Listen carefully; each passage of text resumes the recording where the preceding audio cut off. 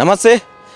రీసెంట్గా తెలంగాణ రాష్ట్రంలో ఏదైతే బీసీ వేదికగా బీసీ గర్జన అని పెట్టి తీన్మార్ మల్లన్న ఎమ్మెల్సీ ఏదైతే చేసినటువంటి వ్యాఖ్యలు ఏదైతే ఉన్నాయో అవి కూడా తెలంగాణ రాష్ట్ర వ్యాప్తంగా దుమారం రేపిన పరిస్థితి చూసినాం. ఎందుకంటే రెడ్లని మీరు రెడ్లందరూ కలిసి బీసీలో ఉచ్చదాగుడు అని, అంటే ఈ పదం ఉచ్చరించొద్దు, కానీ ఆయన అన్నటువంటి పదాలు అట్లా ఉన్నాయి కాబట్టి చెప్పాల్సి వస్తుంది. ఇలాంటి పదాలు అనడంతో ఒక్కసారిగా తెలంగాణ రాష్ట్రంలో ఉన్నటువంటి రెడ్డి సంఘాలన్నీ కూడా కొంచెం విమర్శించే ప్రయత్నాలు చేస్తూ ఉన్నాయి. ప్రస్తుతం మనతో పాటు దీని గురించి మాట్లాడడానికి బోర్ల రామిరెడ్డి, మీ అందరికీ తెలిసిన వ్యక్తే, సుపరిచితమే, ఆయన ఉన్నాడు. మాట్లాడదాం.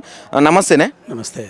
చెప్పే, ఎందుకు తెలంగాణ రాష్ట్రంలో బీసీ గర్జన అని పెట్టి తీన్మార్ మల్లన్న ఇలాంటి మాటలు మాట్లాడిరు? దీనిపై ఎట్లా చూస్తారు? అసలు ఎందుకు దీన్ని ఖండించాల్సి అనుకుంటారు? ఇప్పుడు ఈ తీన్మార్ మల్లన్న మన మీటింగ్ పెట్టి ఆయన మాట్లాడిన మాటల తీరు ఎట్లుందంటే, అసలు ఈ రెడ్డోళ్ళు ఉండాలన్నా స్టేట్లో కానీ దేశంలో కానీ ఉండకుండా పోవాలన్నా అనే ధోరణిలో మాట్లాడిండు. ఎంత నీచంగా మాట్లాడిండంటే, మా ఉత్స తాగుతున్నారు, మేం చేయబట్టే మీరు ఇంత ఉన్నారు, ఈ పదవిలో ఉన్నారు, మరి అంత నీచంగా మాట్లాడుతుంటే వాళ్ళు ఇప్పుడు రేవంత్ రెడ్డి కానీ ఇప్పుడు ముఖ్యమంత్రి ఆయన కింద ఉన్నటువంటి రెడ్డి వాళ్ళ మంత్రులు ఉన్నారు, కోమటిరెడ్డి కావచ్చు, ఉత్తమ్ కుమార్ రెడ్డి, వీళ్ళందరూ ఉన్నారు కదా, వాళ్ళు అట్లా నోరు పారేసుకొని ఆ ఎత్తున రెడ్డిలను టార్గెట్ చేసి ఓసీలను టార్గెట్ చేసి ఆ ఎత్తున ఉత్స తాగండి అనే కామెంట్ చేస్తుంటే మీరు ఎందుకు దాన్ని ఖండించట్లేరు? ఏంటి అసలు? కాంగ్రెస్ పార్టీలో ఉన్న ఆయన కూడా కాంగ్రెస్ పార్టీ తరఫున గెలిచినటువంటి ఎమ్మెల్సీ ఆయనను వెనకేసుకొని మరి మీరు ఉద్ధరించింది ఏంది? ఆయన మాట్లాడిన మాటలకు కొంచెమన్నా అర్థం ఉందా ఎక్కడన్నా?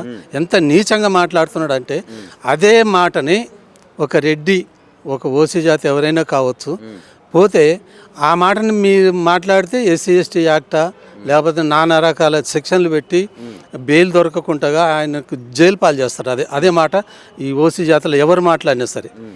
అటువంటిది ఆయన ఇష్టం వచ్చేట్టు నోటికి వచ్చినట్టు రెచ్చిపోయి మాట్లాడుతుంటే వీళ్ళకి ఏ మాత్రమైనా చలనం లేదా? ఆయన్ని ఎందుకు ఉంచుతున్నారు ఇంకా ఆ స్థానంలో? అది కరెక్ట్ కాదు. మీరు దాన్ని ఖండించాలి. దాన్ని ఎంత విధిగైనా అతన్ని శిక్షించాలని నేను డిమాండ్ చేస్తున్నా. గతంలో కూడా బీసీల కోసం, అంటే మన దళితుల కోసం వచ్చినా అని చెప్పిండు. మళ్ళీ ఇప్పుడు బీసీ గర్జన అని చెప్పి బీసీల కోసం కొట్లాడుతున్నా అని చెప్తుండు. అధికార పార్టీలో ఉన్న ఎమ్మెల్సీ అదే అధికార పార్టీలో ఉన్నటువంటి రెడ్లు, ముఖ్యమంత్రి కూడా ఒక రెడ్డే, మరి ఎందుకు వాళ్ళు స్పందించడం లేదు? అది ఎందుకు పని? ఇప్పుడు ఆయన ఒకప్పుడు ఎస్సీలను వెనకేసుకొని వచ్చి నేను ఎస్సీని ఉద్ధరిస్తున్నా, ఎస్సీల బాగు చేస్తా, అది ఇది అని చెప్పి ఆయన పేరు మార్చుకొని ఆయన ఇష్టం వచ్చినట్టుగా తిరిగిండు కొంతకాలం. మళ్ళీ ఇప్పుడు ఏదో ఎమ్మెల్సీ పదవి ఇవ్వగానే కాంగ్రెస్లోకి వచ్చి కాంగ్రెస్ తరఫున బీసీలను వెనకేసుకొని వచ్చి బీసీ నేను ఉద్ధరిస్తా, బీసీ డిక్లరేషన్ అది ఇది అని చెప్పి ఏదో సర్వే తప్పుడని, ఇదే తప్పుడని, అది తప్పుడని, ఇవన్నీ కరెక్ట్ కాదు. ఆయన మాట్లాడేది బీసీలు ఎక్కువ ఉన్న సంగతి అందరికీ తెలుసు. నీకేంది చిన్నపిల్లగాని అనేది చెప్తారు. ఏ ఊరికి పోయినా 50% వాళ్ళే ఉన్నారు. తతిమ జాతులన్నీ కలిపినా వాళ్ళంత జనాభా లేదు. అది అందరికీ తెలిసిన ముచ్చటేనా? ఇక నువ్వు కొత్తగా చెప్పేది ఏముందా ఆడ? ఇప్పుడు ఇంతమందిని నువ్వు ఉంచుకొని నువ్వు ఏదో మేమే నెలకు 5,000 కడుతున్నాం సర్కారు కానీ అంటే, మరి మేము గట్టే నెడిపోతున్నాయి, నువ్వే 1,50,000 కోట్లు 25 లక్షల కోట్లు నువ్వు కడుతుంటే నెలకి, మరి మేము గట్టే నెడిపోతున్నాయి. ఎక్కడ పోతున్నాయి? ఎవరు తింటున్నారు? అదాన్ని ఎవరు తిన్నాడు? ఇప్పుడు రెడ్డిని ఉద్దేశించి నువ్వు ఆయతన మాట్లాడితే బీసీని ఉద్దేశించి ఎవరు మాట్లాడకూడదా? ఎందుకు మాట్లాడొద్దు? ఇప్పుడు బీసీ గర్జనని పెట్టినావు, నీ వెనక కూర్చున్నారు కదా ఇలా ఆ సభలో, వాళ్ళు ఎవరో బోకులేని ఆయన చెప్పండి. నీ వెనక కూర్చున్న వాళ్ళు ఉన్నారు కదా, అందులో ఎవరో బోకులేని ఆయన, పేద ఆయన అని చెప్పండి. అంత కోటీశ్వర్లే కదా. ఇవాళ రెడ్డి జాతి కూడా 90% ఊర్లలో అడక్క తింటారు, అరిగోస తీస్తారు, వ్యవసాయం చేస్తారు, కూలి చేస్తారు, నాలి చేస్తారు, వ్యవసాయం చేస్తారు.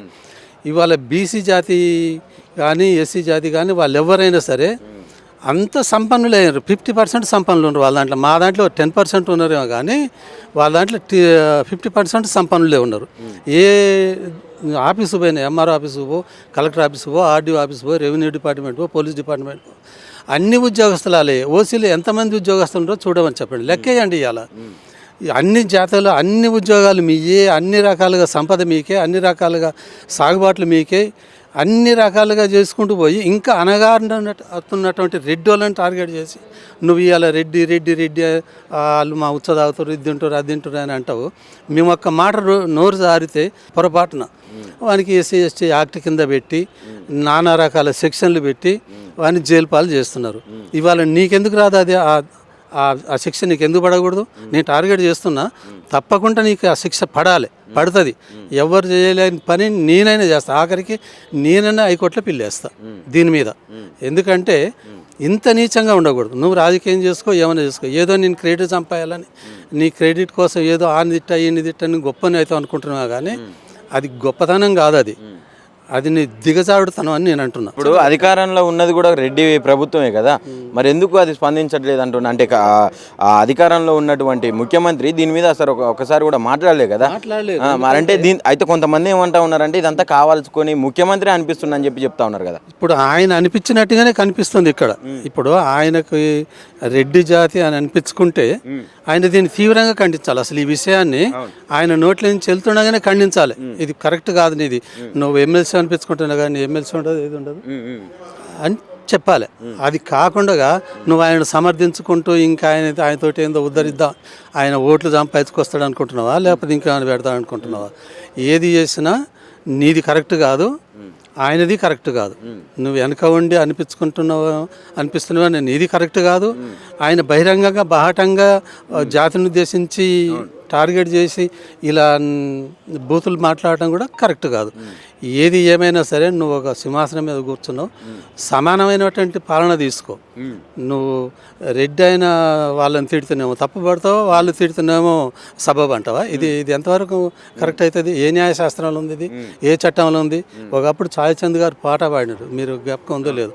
ఎందుకంటే ఎవడు చెప్పిండురా మేము తక్కువ జాతోళ్ళమని, ఏడ రాసిందిరా మీరు ఎక్కువ జాతోళ్ళమని, అది పాటే పాడిండు ఆయన. మరి ఆ పాటకు ఈ నాన్న మాటలకి ఏంటో పొంతన చూపెట్టండి, ఎక్కడన్నా ఉందా? అలాంటిది ఇప్పుడు అందరినీ నువ్వు కలుపుకొని పోయి సమానంగా తల్లిబిడ్డల్లాగా కాపాడుకుంటూ, రాష్ట్రాన్ని కాపాడుకుంటూ, అటు ప్రజలను మనోభావాలను దెబ్బతినకుండా చూసుకోవాలి. కానీ ఇలా పూటకొకరిని ఎగేసుకుంటూ పూటకొకరిని ముందలు తోలి మీరు ఈ మాటలు మాట్లాడి మరి ఆ మాటలు మాట్లాడండి అనుకుంటూ చెప్పి నువ్వు వెనకాల ఉండి టార్గెట్ చేసి ఒక జాతిని నీచంగా మాట్లాడిపిస్తున్నావే, ఇది కరెక్ట్ కాదు. అది నీకు కరెక్ట్ కాదు, అట్లా మాట్లాడిన వాళ్ళకు కూడా కరెక్ట్ కాదు. రెడ్డి ఇవాళ ఏమిటికి పనికి రాకుండా అవుతాడు. నిజం చెప్తున్నా, నేను కూడా రెడ్డినే. ఈ ఒకసారి ఊర్లలోకి వచ్చి చూడండి, ఎవరెవరు డామినేషన్ చేస్తారో తెలుస్తుంది మీకు.